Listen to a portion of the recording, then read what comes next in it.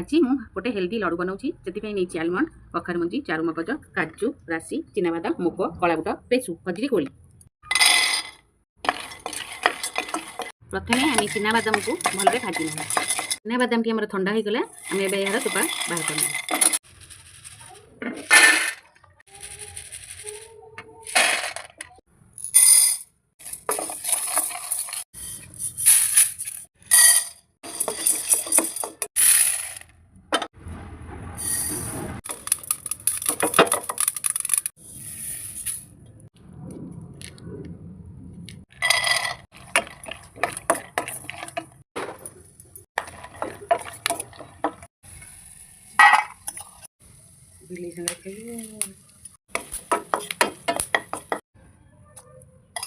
ଏବେ ରାଶିକୁ ଭାଜି ନେବା।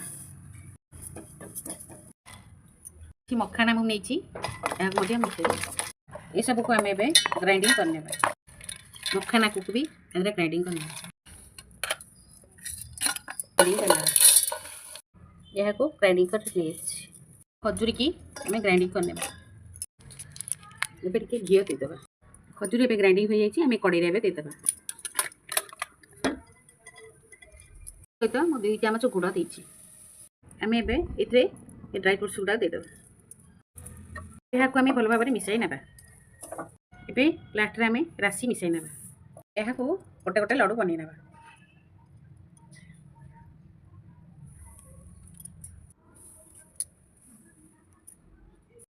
ରେଡ଼ି ହୋଇଗଲା ଆମର ଡ୍ରାଇ ଫ୍ରୁଟ୍ସ ଲଡ଼ୁ।